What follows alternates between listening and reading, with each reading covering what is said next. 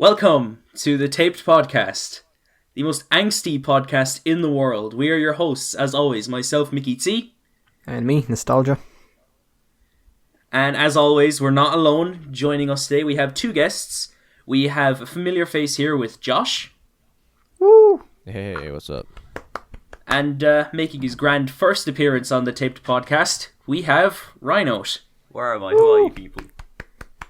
We'll tell you after. You've been abducted by aliens, don't you know? We're going to get you to meet Tom DeLonge real soon. Way. Yeah, dude. You're about Good to to meet see Tom. everybody He's really again. excited to meet you. Yeah, it's good. It's good to see everybody, and I hope that Tom can make an appearance and make this a much more. Tom is in our hearts. Tom is in Tom- our hearts. Yes. He's Tom also will watching always- us from space. I'm pretty sure he's got some fucking UFO seeker shit outside my house at this stage. Probably. Probably, yeah. So, Well, if you haven't speaking of guessed Tom already, DeLonge, yeah, if you haven't guessed already, we're doing a worst to best on blink-182, Woohoo! the pop punk veterans, and yeah, we're going to be ranking 9 projects. We're going to include their 8 studio albums, and we're also going to be including the Dogs Eating Dogs EP for some reason. But 'Cause it it's going to be fucking fun. slaps. I'm just okay. saying, I haven't listened to them because I'm still waiting to listen to Blink 1 through 181. So Yeah. We'll do a full discography dive into...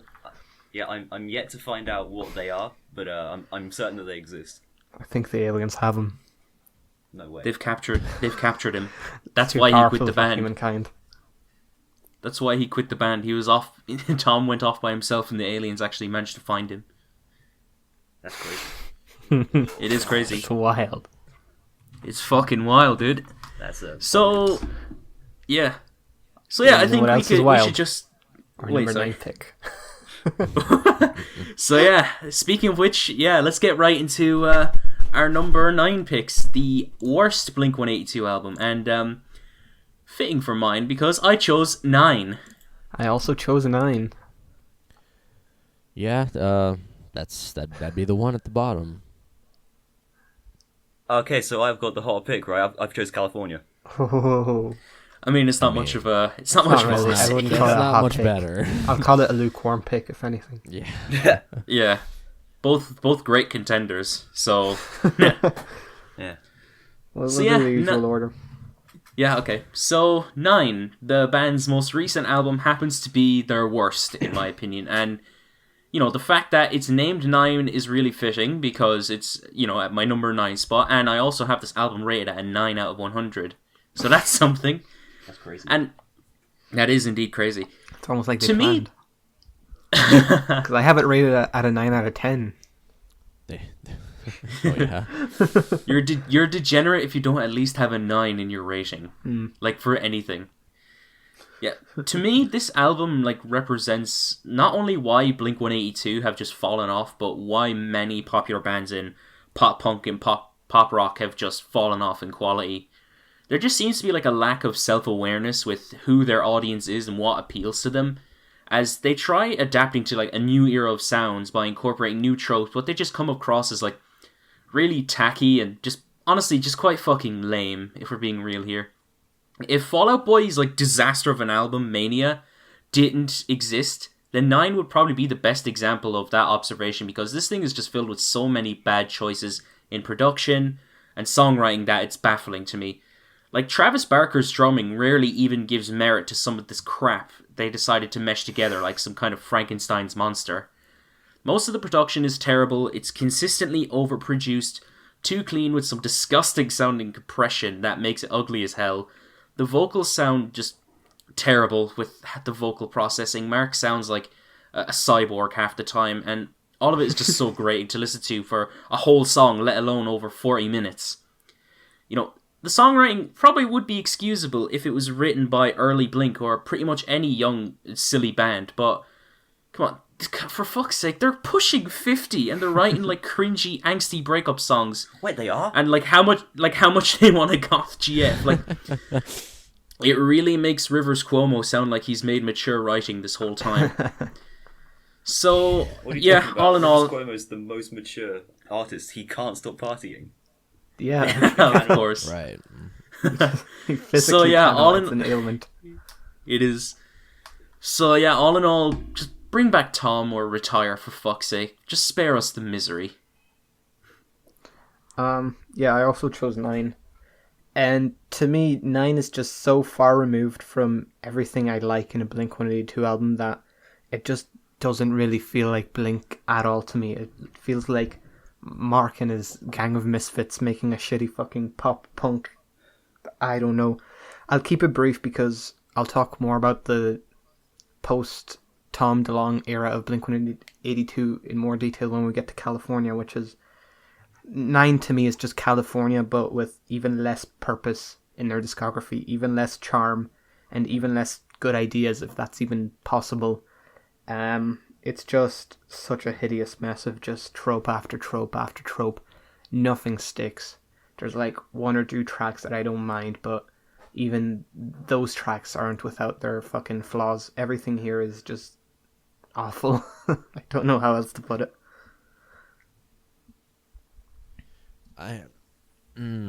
Okay, so I will come out and spoil everything. I'm not the biggest Blink-182 fan in the world. I know Really? I carry myself as such. I enjoy their some of their music, but I had previously, before going on this journey of binging their discography, I had worn as a badge of honor that I had never heard 9. And when I finally started binging it, I got to the point, I'd gotten through all their albums, and I just got to it, and I was like, no way it can be that bad. Oh my god. I can't believe how bad this album is. I was shocked. Literally, I wanted to save it for where I listened to the album for the first time last night. I wanted to save the best for last and have as much of my opinion on the album fresh in my mind. I'm stunned. I don't understand how how a band can make music like that and just be like, yeah, put that out in the world. That's what we want. That's what we want to carry our legacy with. 9. I can't I don't understand what they were doing. I really don't understand. I think how Nostalgia put it, I don't think they really understand who they're trying to appeal to. I think that they're just kind of lost, and they just kind of made whatever. And I would have rather they didn't make whatever. But what's done is done. I my innocence is gone forever. I You've feel you lost there. your 9 virginity. I don't like it. And you wish you could go the fuck back. Yeah, I wish I could have that back. Alright, so, California. Good God, what were they thinking? I guess, is this pop punk? It says pop punk on the Radio Music page, but it's so just toothless and flat. It's this can't be pop punk. It just takes an absolute fat, steamy dump over all the maturing they've, gone through over the past 15 years. Tom DeLonge, say what you want about him, but his voice, it was the charm of the band. It was the whole reason that people listened to them, and his chemistry with Mark Hoppus's voice. Matt Skiba, yeah, he's a good vocalist. He's better than Tom DeLonge, definitely, but he just doesn't have a presence on this album at all. And how is he so bad at writing melodies on this thing? His Alkaline Trio stuff is pretty good, but so what happened? It's just really confusing, the only good thing about it is Travis's drumming, but even then, the flat and over-compressed production just makes it feel grating. It's just, good God, what were they thinking? Yeah. Yeah. So, moving on to best and worst tracks. I don't like any songs off of 9. The only one that I can remember is Happy Days, just because of how bad the songwriting is on that track. And so, sure, that could be a best track, but then everything else, no. Everything else is just the worst track. It's terrible. I hate this album. My favorite tracks were Dark Side and Blame It On My Youth. Everything else is my least favorite. I can't believe you said that. Well, favorite from what is a steaming pile of shit. This album, I mean, I don't want to do this, but I'm with you, Mickey. This album doesn't deserve favorites. There is not a favorite on this album. I hated every second of this album. My least favorites, in particular, every song is bad. Don't get me wrong, but the ones that particularly rubbed me the wrong way: Happy Days, Blame It On My Youth, I Really Wish I Hated You, On Some Emo Shit. Like what is that title? And sorry, and Hung Over You. On Some Emo Shit is like a title you come up with after binging XXXTentacion for like 6 hours. After binging And they don't even say the song title in, like, you can't write a song like that and not say that line in your song. Like, what? Where did that name come from then? I don't understand. I never mind. They were on some emo shit. All right. Yeah, I guess so. You know, I guess my favorite track would be Cynical. That one's not awful. I guess it's still not great, but you know, it's better than my least favorites. Like She's Out of Her Mind, Los Angeles Sober, Built This Pool, No Future, Home is Such a Lane, Plays Kings for the Weekend, Teenage Satellites, Rabbit Hole, San Diego, and Bohemian Rhapsody. Yes. Moving on to.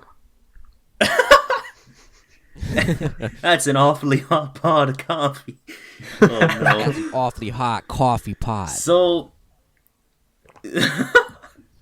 alright, so Sorry. my number 8 pick, hot take, it's California. No way. Mine is also California. Yep, but I think we're gonna ride this train together for a little bit here. California. Yep. Oh man. Oh no.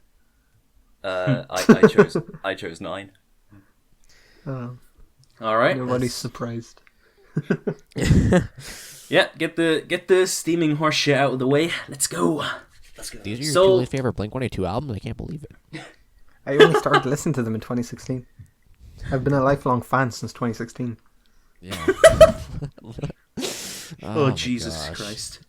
So, Blink's 2016 album would be their first studio effort without Tom DeLonge. Instead, they brought on Matt Skiba from the Alkaline Trio to fill the void. And, they quickly went back to work. And out of all that, we got California. And I'm not going to beat around the bush because this album's horrible. It is just terrible. No surprise there. Now, a lot of what made Blink appealing in the first place included their immature humor, Tom DeLonge himself, and their youthful charisma. And I could see that Mark was trying to recapture that spirit, but it just doesn't work on this album. It just comes off so forced and pandering. Plus, the fact that the band had a moment of maturity, then revert back to making angsty music for teens is just a spit in the face of artistic evolution. Plus, 3 men in their 40s making this kind of music is just sad and it's so fucking pathetic. I just can't fucking. It's so fucking pathetic. No, you don't get it. He wants to see some naked dudes. That's why he built this pool. Oh jeez, what were those as well? Like, were they trying to just do the funny? They were trying to do the big funny they did when they were younger. It doesn't work. It's just so forced. What makes this album even worse for me is the production. This album's production is just absolute garbage. They incorporated some of the worst pop rock tropes into their sound. It sounds overproduced to the point where it's disgusting. The overblown riffs, that sound exactly the same. The vocal processing is terrible. It makes Mark and Matt sound like fucking Nav. Also, those and like I mentioned, those short trying to be dumb funny tracks are just cringy. Also, everything just seems so off because a piece of the puzzle is missing. That piece being Tom.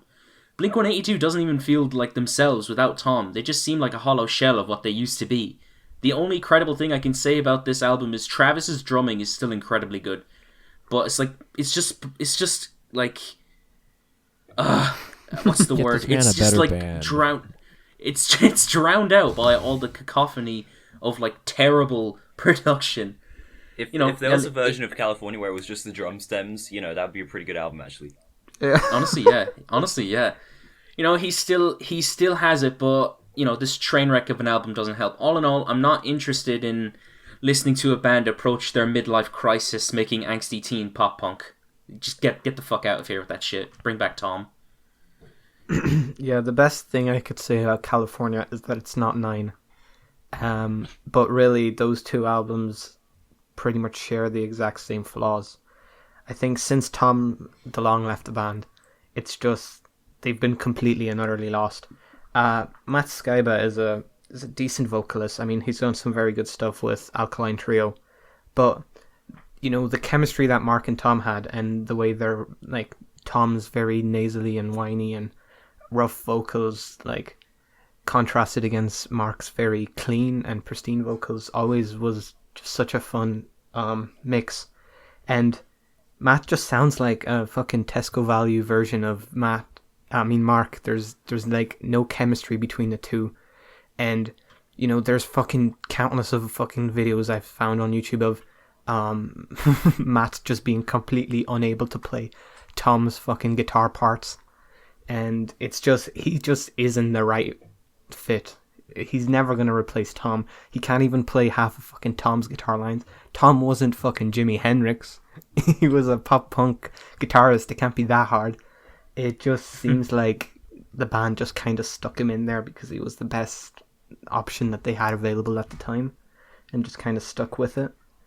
But their sound just isn't the same here. I mean, I do think they were maturing over the last few decades, but it all just comes to a halt here, and what we're left with is just a band trying to desperately regain their popularity and their youth and their relatability. And this desperate attempt is so obvious and so forced that it becomes the exact opposite of what it tries to be. You know, Mark and Tom's chemistry, anyone who was familiar with it knew that making stupid, ridiculous jokes is just what they did because they felt like it. They weren't trying to impress anyone, they were just being stupid because that's what they like.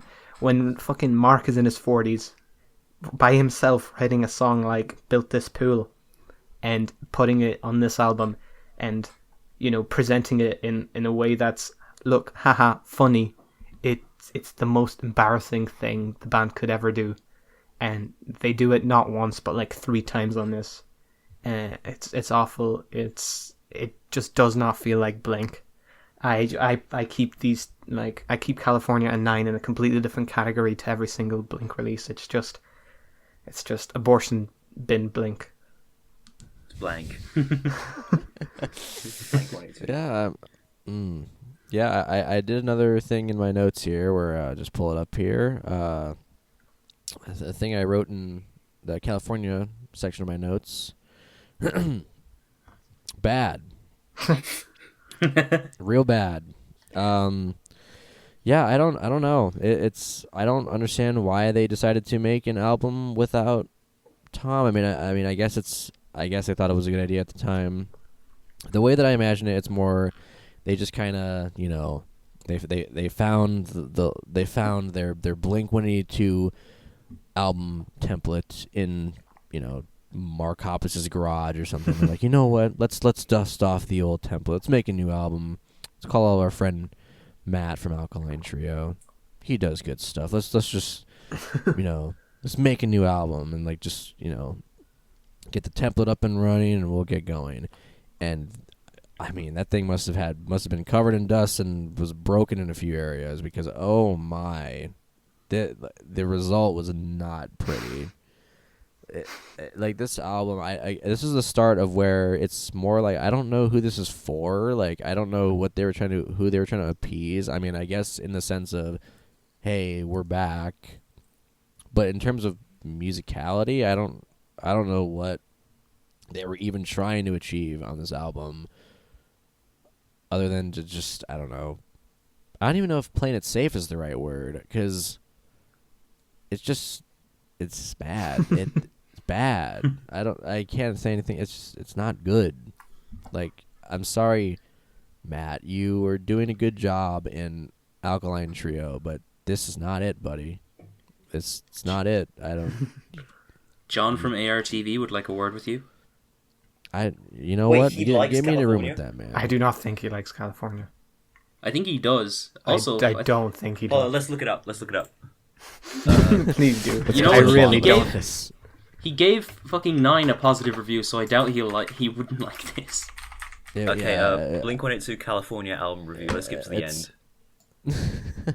Hi guys, I'm from RTV. I can't believe I'm actually watching RTV. But yeah, I don't.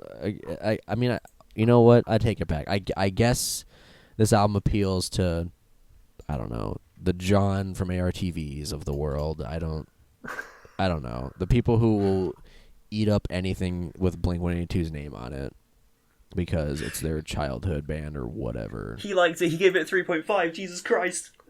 I told you. No, he gave I it a told 3 you. out of 5. He gave it a 3 out of 5. And to be fair, given it's ARTV, that might as well have been a 0. He gives everything like a 3.5 or above. He gave the fucking new Green Day album a 3.5. He did. I think who was it? I think it was Crash Thompson who said that like California was going to be the one hot minute of Blink-182's like career, and I'm like, I don't like. We'll see One Hot about that. Minute. I respect Crash, but his opinions on new Blink are just garbage. No, like he said that, and I'm like, but I don't like One Hot Minute. Like, Well, maybe that was his point. yeah, I don't know, but whatever. Again, it's like I guess that's who the album appeals to, but sure, go ahead. Let's listen to the album, and I don't know, enjoy Built This Pool, enjoy Los Bohemian. Angeles. I don't know. Enjoy Bohemian Enjoy Rhapsody. Bohemian Rhapsody. The cherry on top. Just I don't know. Go crazy. I guess I'm at this point. I don't know. Go fucking sicko mode. Hell yeah. Alright, so 9. I think I kind of see what they were doing here. I'm obviously not against rock bands using synthesizers and stuff to like evolve their sound, and I want to think that that's what they were trying to do here, but they just failed completely. This is just so pandering. It's absolutely sickening. Like the production and writing is just as bad as California. Matt's voice still doesn't fit. I miss Tom. You know, the only reason like I put this above California is that it's less egregiously awful and more just mind-numbingly boring, but it's still egregiously awful. You know? Yeah. Nice and quick. Love It's it. fair. Yeah. Just get straight to the point. 9 bad. Yeah, Move 9 on. bad. Okay, 9 more so like 9 is German for no. Yep. yep. So yeah, I think the least worst track from California is Rabbit Hole. That's actually somewhat decent. Everything else is terrible, but if ones in particular that I just hated are Los Angeles, She's Out of Her Mind, Sober, and Kings of the Weekend. My favorites were Bored to Death and San Diego. I used the term favorites very loosely. Least favorites were everything else. That's fair. My favorite was Cynical, I guess. Like I would never listen to that album, that song on my own. I would also never listen to this album on my own either. But I guess that's the best song on here. I have no idea though. It doesn't matter. Least favorites were Los Angeles, Sober, Built This Pool, Kings of the Weekend, Teenage Satellites, California, and Bohemian Rhapsody. Get this album away from me. Okay, so 9. The first time I don't think it's that bad. It's meh, but you know, and my least favorites. Let's try and get this in one breath. Dark Side, Blame It On Me, Youth, Generational Divide, Runaway, Black Rain, Real Wish I Hated You, Pin the Grenade, No Hard to Speak of, On Some Meme Shit, and Hung Over You. There we go. Oh, and Generational Divide is probably their worst song, just because of the whole "Is it better now?" It's like, fuck you. No, it's not. Oh, I forgot to add that. You know what? Add that song to my least favorite, dude. Yeah, that's in there too. That song terrible. All right, we're moving on to our number 7 picks. I chose Neighborhoods. By the way, everything here is at least a 6 or a 7 and above. I'm not quite to the green yet. Yeah, I'm not quite there. I'm one album away from the green. My number 7 pick is Take Off Your Pants and Jacket. Oh, really? Okay. Interesting. I mean, I guess it's not a taped podcast episode without a little bit of nostalgia hot takes coming in. It won't be the last. Right? Yeah, I can imagine. Considering your reaction to my number 7 pick, Neighborhoods. I picked Dude Ranch. Whoa. Ooh, that's You know another what? hot one. Damn. That's- Holy shit, this yeah. is spicy. Is it Josh, ranch? do you want to go after me? Sure. Yeah. Neighborhood gang, I guess. Neighborhoods gang. You guys Now, Sorry. I'm so sorry, bro. Here, just give me a hug. Give me a hug, and we'll meet up at Ram Ranch. Okay, so yeah, Neighborhoods.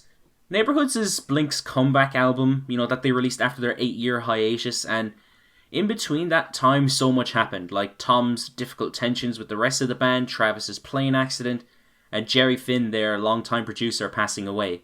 The lads eventually reconvened and made this album, and this was not the comeback album that I would want if I was a fan of this band at the time, because honestly, this album borders on being bad for me, but for now it's just really mediocre in my opinion.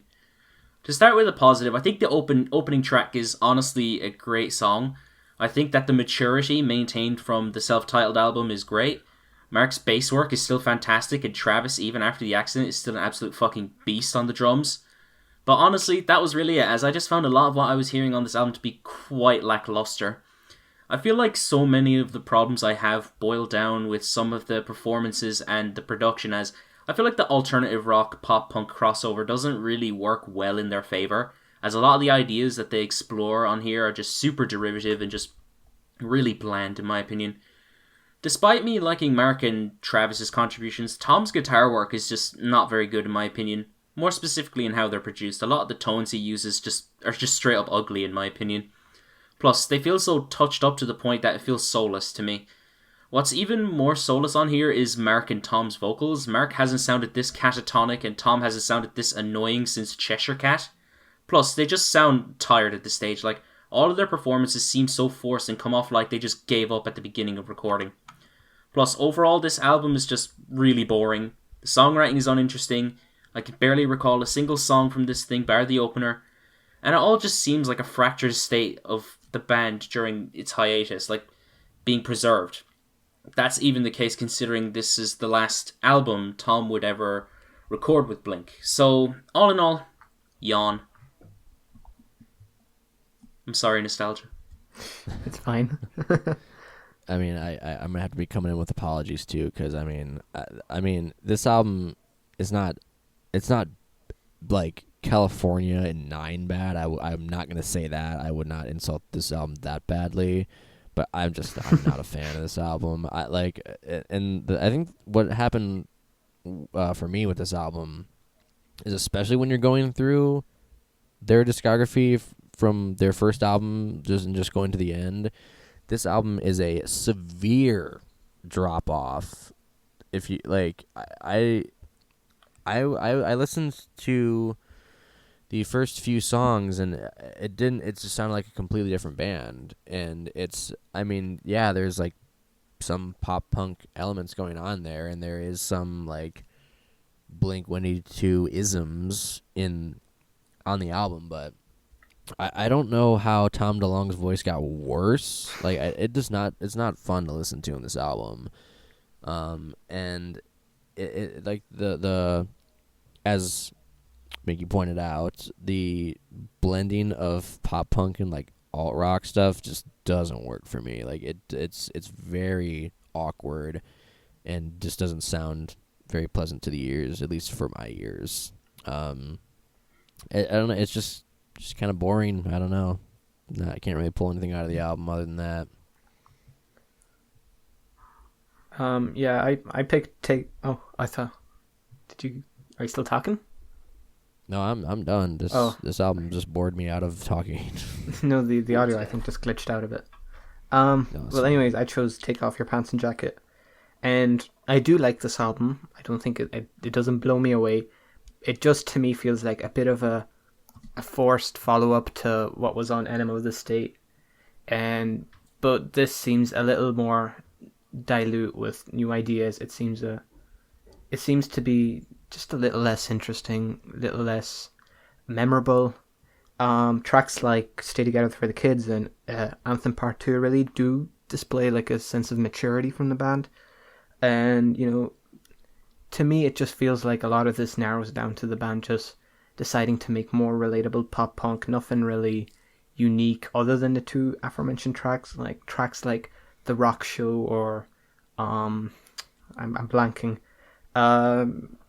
Online songs, they just sound like they might be like B-sides to tracks on Enema of the State. There's nothing here that would ever make me want to listen to this over that album. Well, First Day in the Rock Show written in like 5 minutes or something. Is it? Well, yeah, I think I heard that somewhere. So like the label just wanted some singles on the album, so Tom wrote First Date and Mark wrote The Rock Show in like 5 minutes. Well, one's better than the other. Yeah. Yeah, and I don't think it has any awful tracks, but it's just not that interesting. Oh, it's my turn now. Yeah. Yep. Okay, Dude Ranch. I guess I should say that I don't think Blink has any bad albums from this point. Like, I still like this album. But, okay, so the polished sound, it works pretty well, but it only kind of highlights how flawed Tom and Mark are as vocalists at this point. Like, Tom somehow sounds worse here than he does on Cheshire Cat, and we'll get to Cheshire Cat in a bit. And, yeah, and it kind of has that similar immature adolescent feel to it that the Cheshire Cat does, but it actually in my opinion, it actually gets kind of grating here, like especially on some of the skits in the closing tracks. Not the closing tracks, some of the tracks, and I find that has a bit of a problem, like trying to fit too many words into a line, so it feels kind of cluttered. But it's still, even though I've said so much negative things, it's still a well performed, kind of well written, I guess. Just it's quite catchy. Like, even if the whole album isn't memorable as a whole, it's still a solid album. Yeah. I don't know. Fair enough. Yeah. I wasn't prepared enough, I don't think. It's fine, don't worry. With a similar order to what we did for this pick. So my favorite track from Neighborhoods is Ghost on the Dance Floor. The worst tracks are Snake Charmer, Wishing Well, This Is Home, MH418 2011, and Love is Dangerous. Love to be dangerous. Yeah. My favorite was also Ghost on the Dance Floor, but I don't know, that song's doesn't really do it for me anyway. But my least favorites were Natives, Up All Night, Snake Charmer, After Midnight, Wishing Well, and Love is Dangerous. Also, the la da da on Wishing Well. Oh my God. Yeah. Get that out of here. Get that out of here. Get out of here. My favorites on Take Off Your Pants and Jacket were Anthem Part 2, Online Songs, First Date, Story of a Lonely Guy, Stay Together for the Kids. My least favorite is The Rock Show, and I guess Happy Holidays, You Bastards. I don't know if I should really count it. Yeah, I mean, that's like a doofy song on purpose, but yeah. Yeah, fair. Alright, my favourites on Dude Ranch were Pathetic, Voyeur, Damn It, Waggy, Enthused, Emo, Josie, and Lemmings, and my least favourites were Boring, Untitled, and I'm Sorry, just because of those closing skits. They just really kind of grind my gears. They really bleed my eye too, Yeah, I'll agree with you on that one. Mm-hmm. Moving on to our number 6 picks, I chose Cheshire Cat. I also chose Cheshire Cat. I chose Dogs Eating Dogs. I chose Dogs Eating Dogs. Hey! We can do the same order, so. The hosts versus the guests. Let's go. Fight. Fucking fist fight. Fight to the death. I'll beat you to death with Tom DeLonge's guitar. Oh, what a way to go. So, what a way to go. You just hear him screaming behind you as well. That's even better. It just adds to it. Adds to the experience. Where are you? Why are you dying? So here's your holiday. Oh no. So yeah, I chose Cheshire Cat. Blink's debut album is not that bad. It manages to show that a band like Blink could go somewhere and have potential to make interesting punk music. But the debut, all in all, is a band finding their footing with pretty weak mixing, forgettable, and weak results, in my opinion. I will compliment what everyone does on their respective instruments throughout this whole thing is really good. Tom's guitar work is quite good on this album. He creates some really catchy, really energetic riffs, once again proving he's a better guitarist than he is a vocalist. Mark's bass work on this album is quite good as well. He brought some really sticky and memorable bass lines, and, I think that Scott Rayner's drumming was pretty good at times. It was a bit sloppy in some areas, but it was competent. But the overall production of this album is pretty weak in my opinion, as the mixing leaves a lot to be desired. A lot of it is very rough around the edges and quite unrefined. Sometimes everything just feels so rushed, which makes sense given that this album was recorded and mixed in only 3 days, was it? Wait, was it? Wow. Yeah, apparently it was only recorded and mixed in 3 days. Man, that's pretty cool. It's pretty Yeah. pogger. Sounds like. While I don't think Tom is as annoying on this album as I normally expect him to be, he does ruin a few songs with his performances. Mark is a better performer, but he just sounds comatose on some of these tracks. Despite that, they both give some relatively good performance on a few tracks here. The immature... Sorry, let me just read that again. It's okay. Alright, the immature humor works on some of these tracks too, and I like a fair few tracks. There's fun to be had with the 16 tracks, but those moments are few and far in between for me. Also, I can't hate the shitpost songs. Yeah, I genuinely think they're funny. Yeah, at times Cheshire Cat is very sloppy, and at times it's very, very stupid. But considering it is Blink-182, one of the most ridiculous bands of the last 20 years, and considering it is their debut, both of those things kind of make sense. It's just a bit hard for me to dissect and hate an album that's clearly just three teenagers taking a piss for most of it. And even while they're taking a piss, they do actually make some really good music on this thing. Not every track hits, but there are certain tracks like Carousel, which is still an absolute standout in their entire discography in my opinion, or Benoit Balls, which is just so fucking ridiculous and stupid that I can't help but admire it and fucking laugh at it. Only Blink-182 would be able to write a song about a girl who's in a relationship with her father without realizing, only to realize... Wait, what? That's what that's about? Yeah, it's about a girl who is in a relationship with her father, and she only realizes that it's her father because she sees his asshole and realizes that he uses the same type of anal beads that her father once used. And that's how she identifies him. Jesus Christ. Yeah, and I like it. How did she not know? I didn't listen to the lyrics! He left when she was very little, but his asshole left an impression on her. Yeah, and aside from that, a lot of the instrumentation is just really fun in my opinion, really energetic, really clean at times, and it's a really good pop punk album. Also, we're past Matt and post Tom DeLonge era Blink, but I just wanted to mention, I forgot to mention, why the fuck have Blink-182 not retired Stay Together for the Kids when that song is about Tom wrote it about his parents divorcing, and now Matt Skiba is just performing it horribly and fucking completely buttering the guitar part every single fucking show. Yeah. Why have they not retired it? Yeah, it's like some of the songs they play that were like Tom's personal songs. They just keep playing them. Like, why? Poorly Yes. as well. That's Yeah, why I mean, you it's a don't good replace vocalists. I mean, it's a good song. Like, I get it. Like, it's a good song that they, it's a popular song. Blink song. But like, come on, dude. Plus, if you're going to do that, at least learn how to play it properly. Yeah, for at least fuck's practice. sake. Jesus Christ. Show the man some respect. Like, come on. Right. Anyways, yeah, I chose Dogs Eating Dogs. I mean, I don't know. I really don't have much to say about this EP. It's for me personally. I mean, I don't know. Like, I don't know if you guys think this EP is like cool or like totally awesome, bro. But like Radical. I don't know. For me, it's like this. It's just is kind of an unremarkable EP from the Neighborhoods era. I mean, that's really all I got. It's, you know, I mean, I guess if you like Neighborhoods, then this will be a good EP. Or if you wanted to hear like more refined songs from Neighborhoods, it's I guess, but I don't know. It's still just kind of, it's too reminiscent of the Neighborhood sound for me to really get super invested in the EP.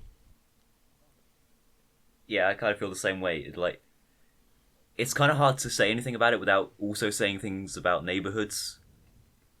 It's just 5 songs that are good. Is that really it?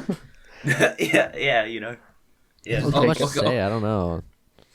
Oh, okay then. So yeah, I think the best tracks from Cheshire Cat are "Does My Breath Smell," "Cacophony," "Wasting Time," "Fentuzler," TV, "Just About Done," and "Depends." My least favorite tracks are "Carousel," "Touchdown Boy," "Strings," and "Sometimes." Carousel, that stings. What the hell?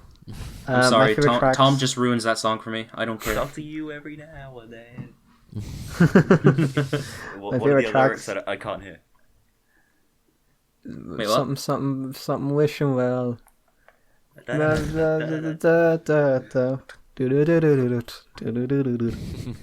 favorite tracks were "Carousel," Eminem's "Fentuzler," "Touchdown Boy," "Sometimes," "Does My Breath Smell," "Toast and Bananas," "Romeo and Rebecca," and "Benoit Balls."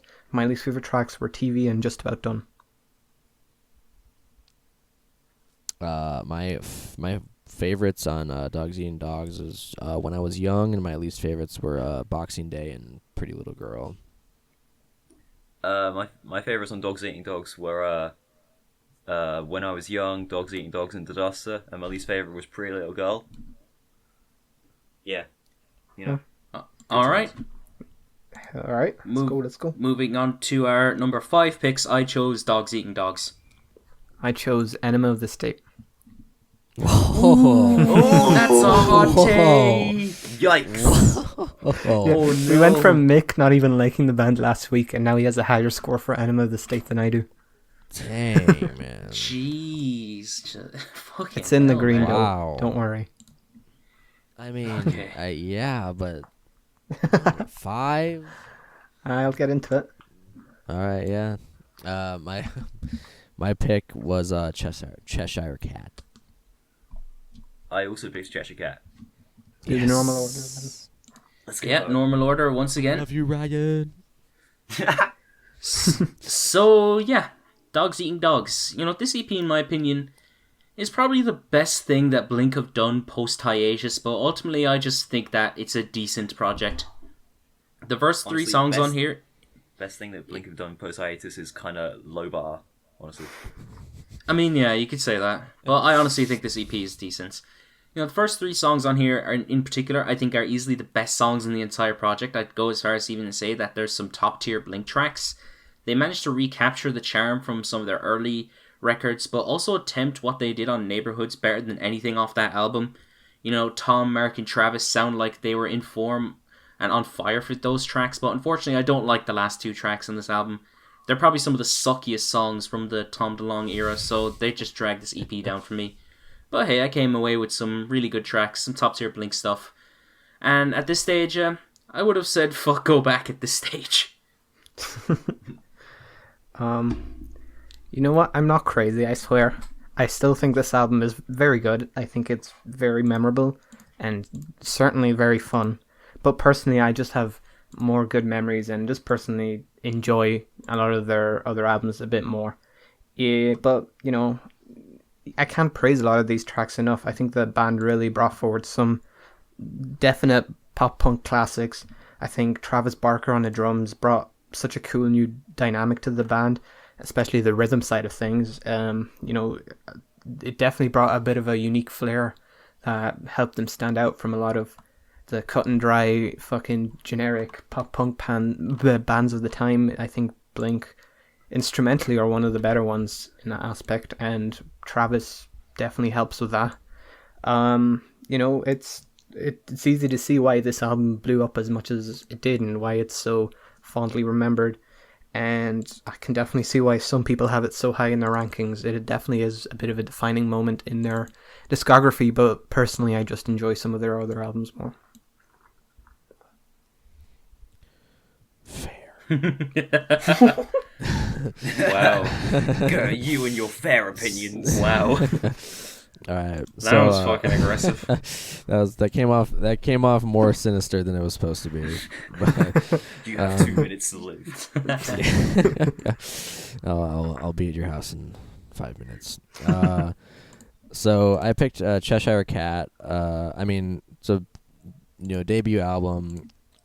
It's got dirty production, and it's just like a band that's like already kind of immature at this stage, at their most immature part of their career, I would say. For me, the dirty production doesn't really lend too well to their style of pop punk or just pop punk in general. And I think it kind of kneecaps most of the album for me. And I don't think the songs in particular, at least not all of them, can really hold up the album, make it super interesting with dirty production, so it just kind of gets boring after a while. And I mean, an unrefined Tom DeLonge voice is not very pleasant to listen to, and I think the production just kind of kneecaps most of this album. There's a couple memorable tracks on this album, but other than that, it's just kind of boring for me. So, on to contrast Josh's opinion on the raw feeling, I think it adds quite a lot to this album. I think like the general kind of raw and unrefined feeling, not just to the production but also to the to the instrumentation and the vocals, really adds a lot of character that their other albums don't have. Like the lyrics aren't great, but they have a really kind of immature and free thinking feeling, and that adds a lot of charm to it as well. And I don't really know what to say that hasn't already been said. It's just a really consistent, cool, raw album. I really like the guitar tones as well, actually. And I do think it kind of loses footing in the last quarter, but other than that, it's just a really great album, I think. Really great debut. All right.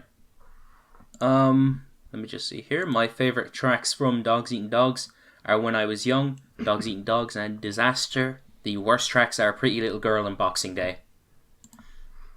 My favorite tracks on Enema of the State were Dumpweed, Aliens Exist, Going Away to College, What's My Age Again, Dysentery Gary, Adam's Song, All the Small Things, and Anthem. My least favorite track is The Party Song. My favorites on Cheshire Cat were Carousel, M&M's, and Wasting Time. My least favorites were Touchdown Boy, Ben with Balls, Just About Done, and Depends. My favorites on Cheshire Cat were Carousel, Strings, Sometimes, Does My Breath Smell, and Toasted Bananas. And my least favorite was Romeo and Rebecca. All right. Moving on to our number 4 picks, I chose Take Off Your Pants and Jacket. I chose Dogs Eating Dogs. I chose Dude Ranch. I chose Neighborhoods. Wow, very diverse. Yeah. Is this the first diverse pick in the whole podcast? I think so, yeah. I think so, yeah. Yeah. All right, that's a record. So Take Off Your Pants and Jacket is another pretty good album from the band, but ultimately I feel like it doesn't really live up as one of Blink's best albums, especially in comparison with the 2 albums that came before this one. Blink stick to their guns and try to recreate the same formula they made on Enema of the State, a successful album for them, and for the most part, I feel like it does work, but at the same time, I can't help but feel like they're running out of ideas on this one. Some of these tracks do feel like B-sides. I can't help but feel like I can't help but feel like they could have explored, better themes. I don't think that the themes that they explore on here are as potent on their previous albums, and I personally don't think it's as catchy as their other albums. Despite that, though, the immature take on pop punk is still charismatic and fun to listen to. Mark, Tom, and Travis are still on their A-game with incredibly tight musicianship. Tom and Mark's vocal performances are still very good on this album too. You can still hear the passion and the effort behind them, and there's still a consistently good track list to, go along with it. I don't have much else to say. I just think it's a pretty good release from Blink. And this is where everything starts being green. So that's something. Swag. Yeah. I chose Dogs Eating Dogs, and I can see why it's so synonymous with Neighborhoods, especially considering they were the only 2 albums released by the core Blink-182 members post hiatus. And let's be honest, this is the last real Blink-182 project released. Everything after this is Blink-184. Unlike Neighborhoods, this album was, however, well, for the majority of Neighborhoods, the band, given Travis's accident, they were all kind of spread out. They had to record most of that album in separate studios and just pass around just files and instrumental parts through the internet, and they were never really in studio for that album. However, for the Dogs Eating Dogs sessions, they did get back into the studio together for the first time in years, and it was also the first and last project they self-released without any, because their contract with Interscope ended. So I think that's the distinction here. I think the music here is evidently a bit more just, throwing ideas into the mix, doing stuff that wouldn't really necessarily fit on Neighborhoods entirely, and just finally bringing to life some ideas that they had planned but they never really got around to, or never felt like they would have fit on Neighborhoods. So this is basically just some ideas they had finally realized, and it's a pretty good album in my opinion. It has just one punchy, exciting and fun track after another, some of which are quite unique in the band's discography. Not all of them are well executed, but most of them are. The thing that really comes to mind when it comes to poorly executed ideas here is the rap verse from Yellow Wolf on Pretty Little Girl, which, I think is only there because Yellow Wolf is Travis's friend, and the band were just kind of like, fuck it, we're just doing whatever here. Come on, Yellow Wolf, get on the track, whatever. The rap verse is awful, and it completely ruins the song. I had no idea that was Yellow Wolf. I had no idea that was him. Yeah. Yeah, and it also is a weird track to include him on because Tom wrote this whole song as a love song to his wife, and then there's just a random rap verse from Yellow Wolf at the end. Also, this raises another question. Why is Travis Barker friends with so many awful rappers? He got Yellow Wolf and now he got MGK. God, fuck. I think his DMs are just always open. I'll message him. Desperately wants a paycheck. You know what? I'll message Travis right now. Well, if you're not a rapper, then he's not interested. Oh, I was a rapper when I was doing a podcast about rapping. Do you want to join it? I was a rapper when I was 14. I'm sure I can help him. Yeah, I'm quite a fan of the MF Doom. Well, anyways, aside from that rap verse, I like all the material on this thing. Right, so I picked Dude Ranch. I think this is the album where they started to sound more like that classic pop punk style of music that they would go on to perfect, and people would replicate and copy for years and years to come. It's a decent album. I would say that it's actually, for me personally, it's a bit too samey, and it just kind of bleeds together at some points in the album, and it kind of leads to some unremarkable songs at the end of the day. It's still decent, but it's an album that I feel like could have been better if it was cut down and there was a bit more emphasis on more catchy melodies that were different from the rest of the other tracks that are on the album. But yeah, it's still decent. Alright, so Neighborhoods. I'd probably say, sound-wise, not necessarily lyric-wise, but sound-wise, this is probably their most mature album. The new wave and synth-pop influences are quite intriguing. That definitely feels like they wanted to advance their sound and not just make the same old stuff they were making before. And I respect that a lot. Tom's vocals definitely, I think they sound the best they've ever had on this album. It's really kind of it really kind of shows how far they've come from the Dude Ranch days, you know? And although I do kind of think that their efforts to mature their sound kind of made them lose a bit of their signature sound, so I kind of guess why... I understand why people didn't like this album at first, when it came out, because it doesn't really sound that like Blink all that much, a lot of the time. But I think in a vacuum, this album is very solid. Just really kind of great album, very consistent for the most part. And, you know, yeah, fun, listen, yeah, cool. Fair enough. I don't know, man. It's fine, don't worry. I think the cool. best tracks from Take Off Your Pants and Jacket are Stay Together for the Kids, Roller Coaster, Shut Up, Anthem Part 2, Online Songs, Happy Holidays You Bastard, The Rock Show, and Reckless Abandon. My least favourite tracks are First Date and Story of a Lonely Guy. My favourite tracks on Dogs Eating Dogs are all of them except for the rap verse on Pretty Little Girl. My least favourite track is the rap verse on Pretty Little Girl.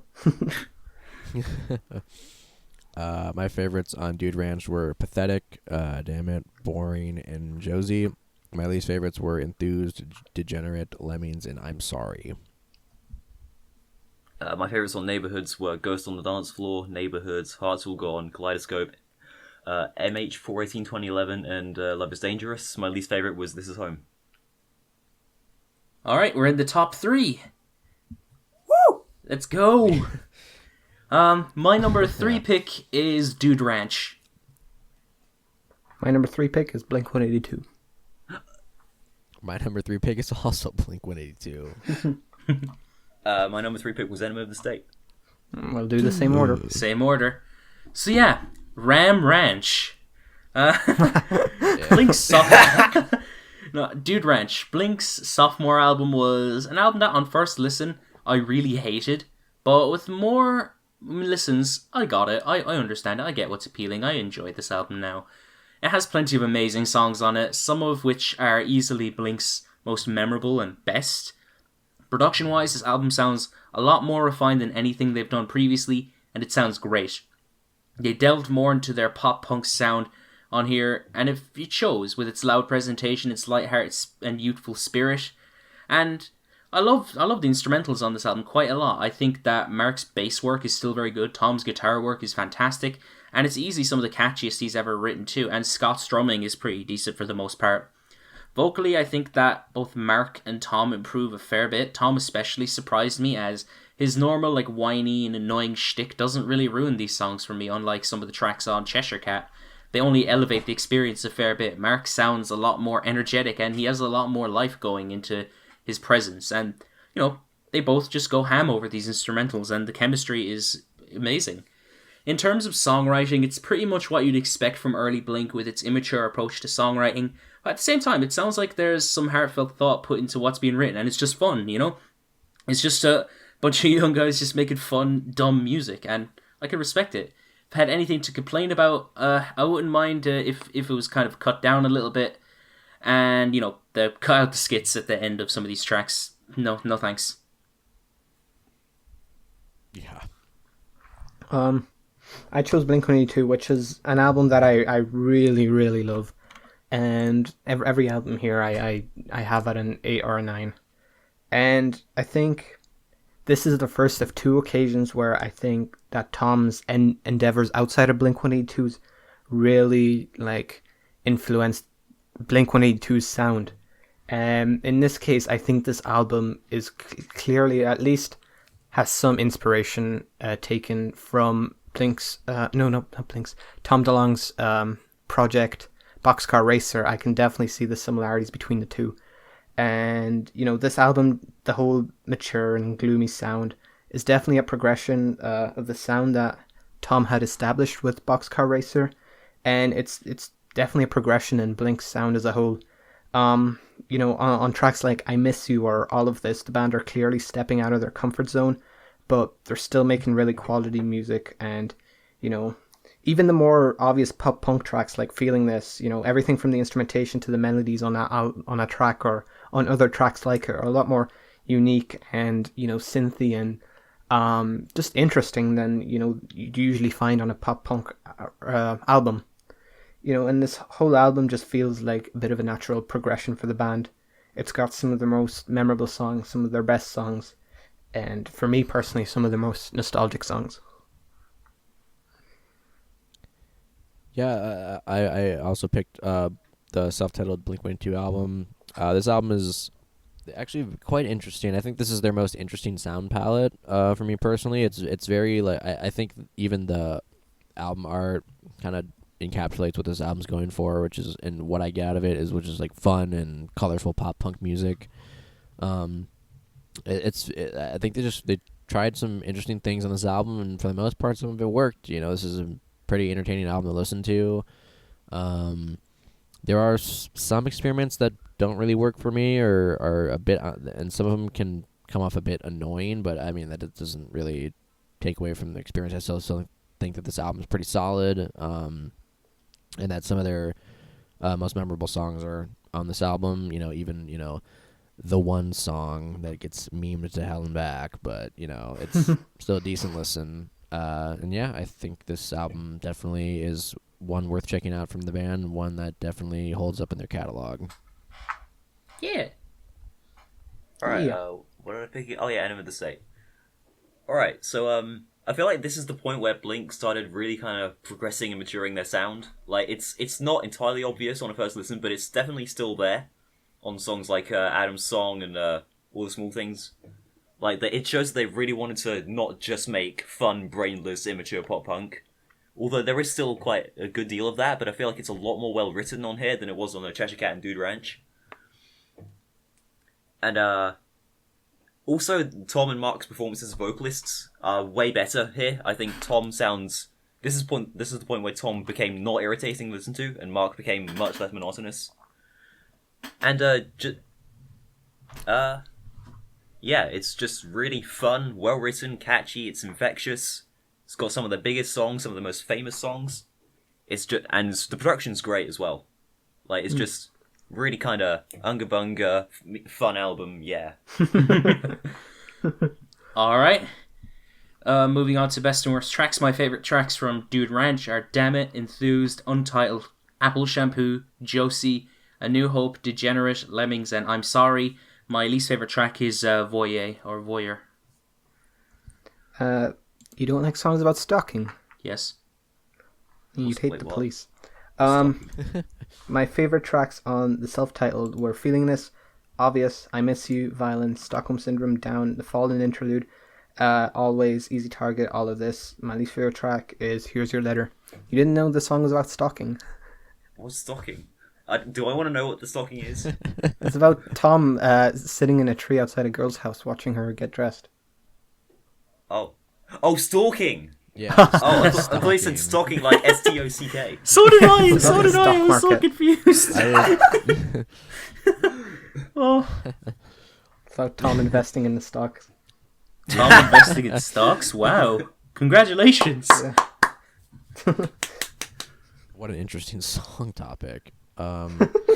Yeah, no, my favorites on Blink-182 were "Feeling This," "Obvious," "I Miss You," "Violence," "Stockholm Syndrome," "Down," and "Always." My least favorites were "All of This," "Here's Your Letter." I'm shocked that they got Robert Smith on this album. I'm gonna be honest, like, that's the last person who I'd think would show up on a Blink-182 album. But Yeah, I think apparently like Tom, like The Cure is one of Tom's favorite bands or something. Yeah, they love The Cure. Yeah, I Andrew mean, that's got fair. But like, would Tom York have gone on the song if Tom said that Radiohead was his favorite band? Like, They're both I Tom. feel What like- do you think? I feel like Tom York is a bit more closed in. yeah, Tom York's but really jammed Enema of the State.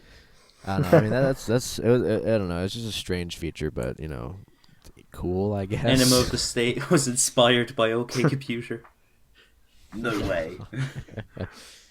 No, it was the other way around. Okay, Enema so- of the State inspired OK Computer. yeah. Yeah, That's makes more amazing. sense. Yeah. Okay, so my favourites on Enema of the State were Aliens Exist, What's My Age Again, Adam's Song, and All the Small Things. My least favourite was The Party Song. We're in the top two. And Let's go. my number 2 pick is Blink-182. My number 2 pick is Dude Ranch. Wow. My number 2 pick is Take Off Your Pants and Jacket. My number 2 pick is Take Off Your Pants and Jacket. Wow, you got that one Same high. order again. It's So solid, so man. yeah, it is. I agree. It's solid. Yeah, Blink-182, the self-titled album, is the last of their well-known run in the late 90s to the early 2000s, and I think it's one of the band's most unique albums in their discography. It sees the band try to expand what they could do within their realm of pop-punk, and they do that by incorporating more, somewhat experimental song structures and instrumentation. It comes off as Blink at their most musically intelligent, and I feel like, sonically, it works most of the time. Everybody does so well this time around with their instruments, specifically Travis. That man's drumming is phenomenal on this album. It's a lot more complex here than it was in some of their previous stuff, and goddamn, the guitar work from Tom and the bass work from Mark is just so good on this album too. This album also comes across as the band's most mature too, with the themes they tackle differentiating from the themes of their previous albums. A lot of the lyrics in particular deal with love, loss, anxiety, paranoia, some of which came up before, but with kind of a grown-up angle. So this is really growing up, It just leaves me wondering, like, what the fuck even happened? It's the song. It's the song. It's the song. He said the thing. So yeah, all of this just leaves me wondering, like, what the fuck even happened past this point? Obviously the hiatus, but like, why did everything after this have to happen? Tom and Mark vocally sound so great on this album as well. Plenty of emotive and passionate performances from them appear, and I always appreciate that. My main gripes with this album, however, boil down to some of the new ideas they attempt on their more experimental cuts don't really work as well, and don't really work a whole lot in their favour. They come off a tad bit awkward, and some of the vocal lines that Mark and Tom attempt don't really work for me either. But besides that, I think this album is very good, and I think it's one of Blink's best because of that. To me, Dude Ranch is like the pop punk era of Blink done to perfection. Everything about this album just sounds incredible to me. I love the drumming from Scott Rayner, and as much as I think that Travis is an incredible drummer and definitely the superior of the two, I don't think this album would be anywhere near as good without Scott's very punchy and energetic punk drumming. And then the guitar tones and bass work also are fantastic throughout. The songwriting actually is definitely a lot stronger than on the debut. At least on the songs that actually try. But even on the more comedic songs, it's definitely entertaining. It's an incredible album. It's a blast to listen to. It's one of my favorite pop punk albums, and it was a contender for my top spot, but ultimately just missed out. All right, so I chose Take Off Your Pants and Jacket. I think this album is really solid. I think that this was like the first sign of a bit of maturity from the band, at least as mature as they could get in this stage of their career. I think this is where they started to do some like creative things with their brand of pop punk that they were, playing, and I think they just kind of came in, made some, memorable and fun pop punk songs. I mean, that's what I come to the genre for. I just come here to have fun, and I have fun when I listen to this album. It's not perfect. Some of the songs are still a bit goofy, but I mean, I don't know. It's still a fun time. I think like a few of their songs on this album are some of their best. And I think there are some very heartfelt songs on this album as well. And yeah, it's just a fun time. I don't know what else to say. I enjoy it. Judge me all you want. I enjoy this album. It's not a fucking sin, damn. I mean, it is a sin. Have you seen that album? Forgive me, Father, for I enjoy a Blink-182 album. Oh, you're not getting forgiven. Yeah, I mean, I love Straight to hell with you. First of all, I love the pun in the album title. It's just funny. Funny. Funny. Masturbation. Not funny. But musically, I think it's pretty much just like Enema of the State, but better in pretty much every way. Like the maturing we've seen in hints on Enema of the State, and I guess in Dude Ranch, if you count like Damn It and stuff, it's like been furthered along quite a bit. It's it strikes a good balance between fun skate punk songs like First Date and Happy Holidays, You Bastard, and really mature songs like Story of a Lonely Guy and Stay Together for the Kids. And so, like, it has enough of both so that it has a nice mix of themes, but it also doesn't feel like whiplash going from Happy Holidays, You Bastard to Story of a Lonely Guy, for example, which is a song about cramming hot dogs into your mouth and shitting your pants, and then Story of a Lonely Guy. Yeah. You can really tell that they really didn't want to make Enema of the State Part 2, even though First Day in the Rock Show really suggests otherwise at first. Even though those songs were written in like 5 minutes.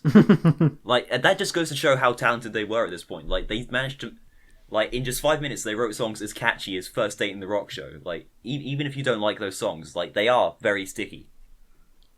So, yeah, it's just overall really improved. Yeah, really shows how talented they were as songwriters at this point, and really just goes to show, like, man, what the fuck happened? Yeah. So my favourite tracks from Blink-182 are I Miss You, Down, The Fallen Interlude, Go, Always, All of This, Feeling This, and I'm Lost Without You. My least favourite tracks are Violence and Easy Target. My favourite tracks on Dude Ranch were Pathetic, Foyer, Damn It, Boring, Dip Lick, Dick. Dip Lick. Sounds like Dip Lick. Dyslexia. Untitled, Emo, Josie, A New Hope, I'm Sorry. My favorite Mark Hoppus Blink-182 track, Apple Shampoo, and my favorite Tom DeLonge and overall Blink-182 track, Enthused. My least favorite track was Waggy. My favorites on Take Off Your Pants and Jacket were Anthem Part 2, Online Songs, First Date, probably the best Tom DeLonge song, I might point out. Story of a Lonely Guy, Stay Together for the Kids, and Roller Coaster. My least favorites were Give Me One Good Reason and Shut Up. My favourites on Take Off Your Pants and Jacket were Online Songs, First Day, Happy Holidays, You Bastard, Story of a Lonely Guy, The Rock Show, Stay Together for the Kids, Reckless Abandon, and Give Me One Good Reason. My least favourite was Roller Coaster. We've made it to the top of our lists, and my number one pick is Enema of the State. I know, such a contrarian, am I? My number one pick is Neighborhoods. I can't believe it. My number one pick is also Enema of the State. I know, very original. Yeah. My number one pick is California, self-titled. Josh, go after Mick. Alright. Sounds good. So yeah, Enema of the State. Blink's third album, often considered the band's best, and it's easy to see why, because Enema of the State, in summary, is a very fun, very catchy, and very important pop-punk album. This album was the first one in Blink's discography to include Travis on drums, and he really makes his mark on this album for me personally. His drumming is really energetic, very precise, and it matches what the band is doing so comfortably, with little in the way of any faults in his performances. Of course, you can't just talk about Travis in this equation, as Mark and Tom bring their absolute A-game on the guitar and bass work. They come together and blend smoothly to create a loud yet bright cacophony of pop-punk mastery, and it sounds really great. It's just so much fun to listen to. In terms of its writing, I think that the immature songwriting is still working like a charm, as the angsty and immature approach to it comes off quite funny a lot of the time. A lot of it is quite heartfelt, and all in all, it's just fun coming from them. Plus, it's a bonus that there's so many catchy moments just coursing like throughout the album, especially with some of their most iconic tracks. The track list itself is very consistent. There isn't much in the way of a bad song. In fact, all of it is pretty good. The strongest moments are pretty hard to live up to. That's probably the only thing that I can criticize this album on. But either way, this is Blink's most enjoyable album experience in my opinion. I think it's a really good album, and some of my favourite Blink songs are on this album in particular. So yeah. I chose Neighborhoods, which is a very unpopular opinion. I'm very much aware of that. But I do have reasoning behind it. I've been a Blink-182 fan for a long time, many years. And I started listening to the band around the time this album came out. And it's always been my favourite Blink-182 album. But years ago, looking back, I could have kind of just explained it away by saying, it was the album that was released at the time I was getting into the band. So nostalgia, took over. But years later, I'm still revisiting all the albums, and personally, this is the one that stands out in their entire discography to me the most, by far. There was really no I mean, I love Dude Ranch, but I couldn't justify putting it above Neighborhoods. I just love this album way too much. You know, remember when I said that blink-182, their self-titled album was definitely inspired, at least to some extent, by Boxcar Racer. This one definitely feels inspired by Angels and Airwaves. At the time this was released, Tom had been working with that band for the last few years and completely not working with Blink-182, so it does kind of make sense. But, you know, as inconsistent as Angel and Airwaves are, I do think that a lot of the tracks that Tom has made under that band are genuinely very good. It's just, it is quite, the whole project is just quite inconsistent, but the highs are definitely high. And Neighborhoods, I think, delivers a lot of the sound I love about Angels and Airwaves, but in Blink-182 form. And everything here just sounds incredible. I think that the chemistry is fantastic, which it definitely shouldn't be, considering the band had took a hiatus and, you know, they only got back together because of an event as tragic as a plane crash. And also they were in separate studios for the entire recording. This album should not have been in any way, shape or form coherent, but to me it's probably the most, you know, glued together and tight Blink-182 album ever. I love the whole sound of this album, the very new age inspired sound, and I think the band just do it perfectly. I think the instrumentation is fantastic. It's definitely my favorite Blink-182 album instrumentally. I think Tom's vocals are amazing. I think Mark's vocals are amazing. I think the chemistry that the band have on songs like Natives or Kaleidoscope is fantastic. Travis's drumming is, you know, as good as Travis's drumming has always been.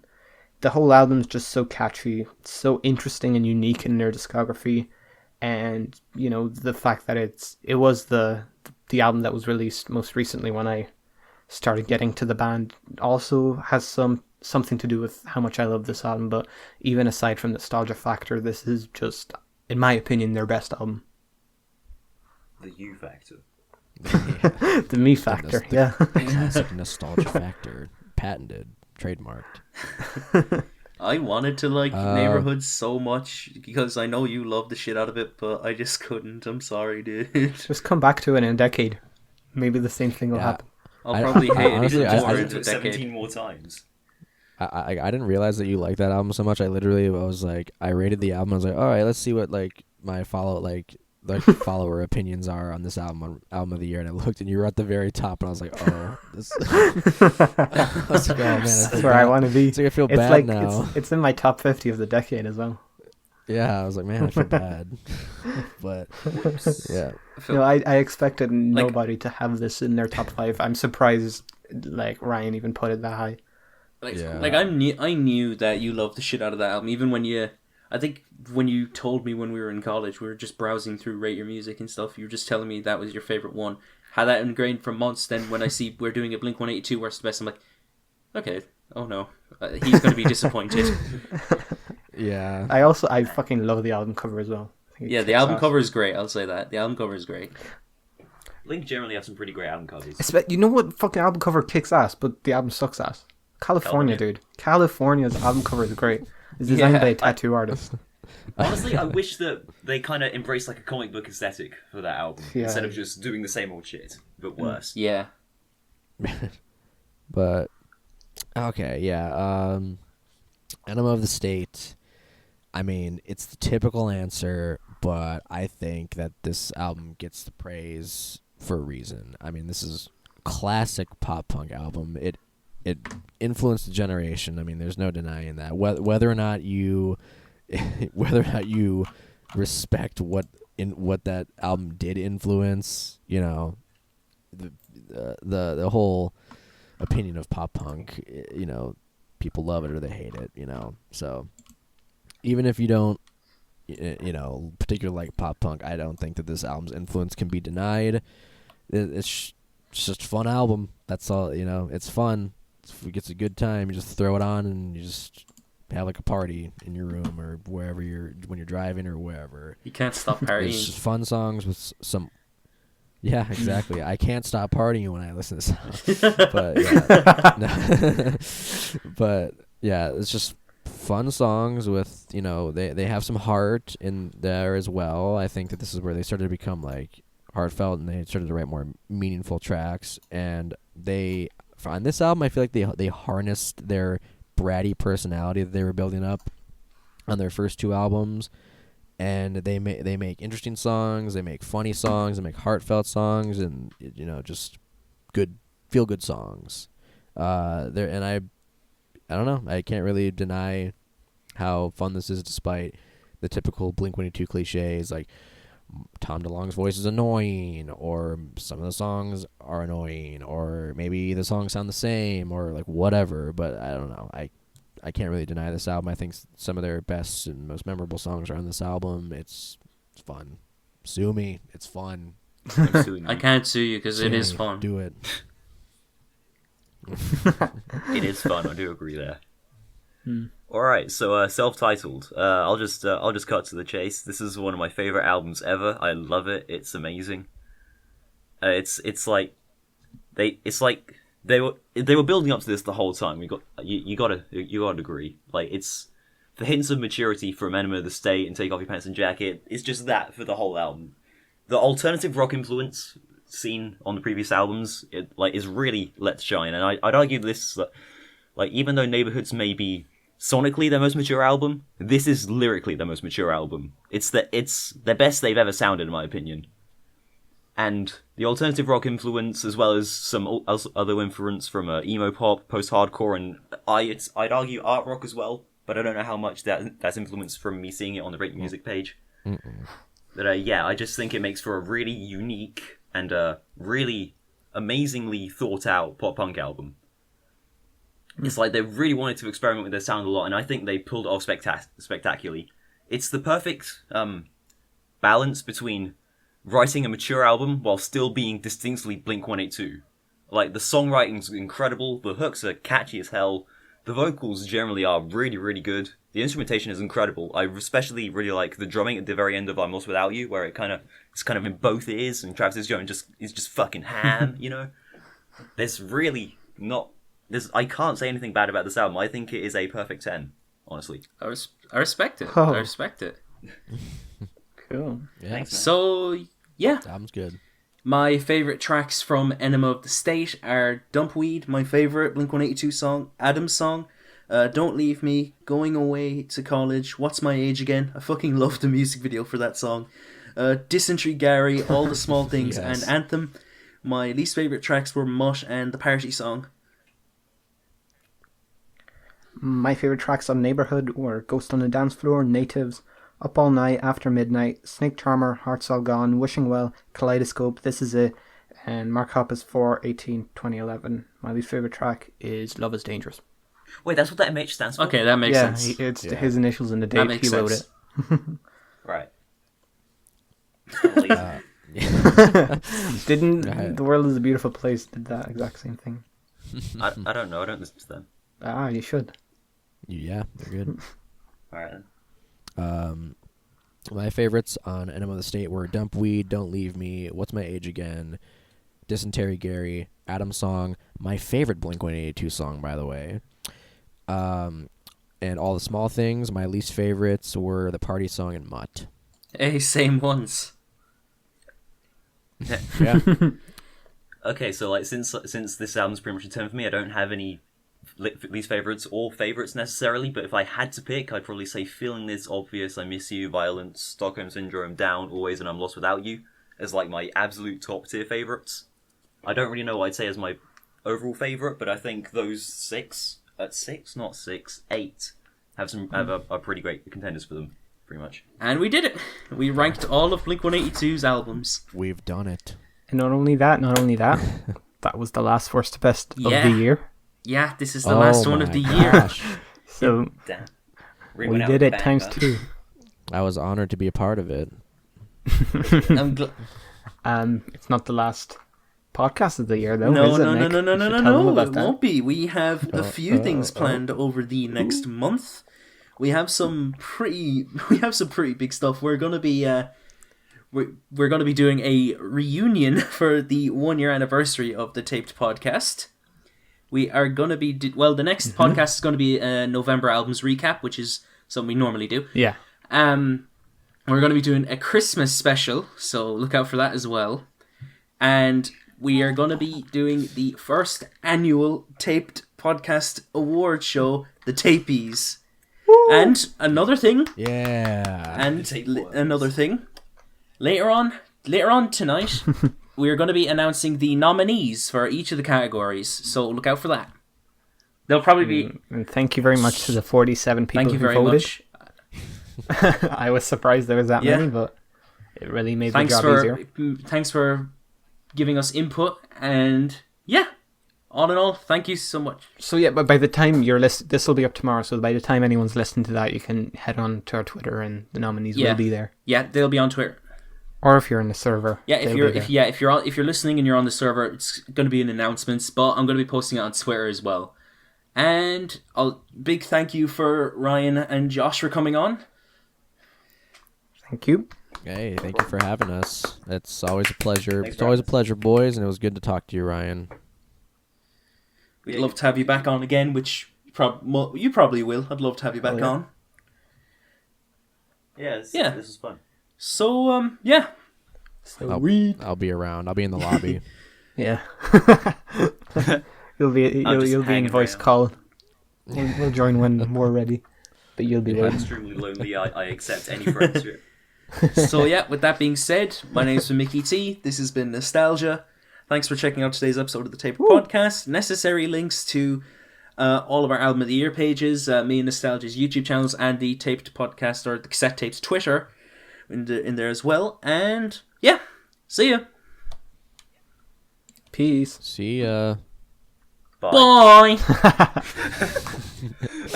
Laters!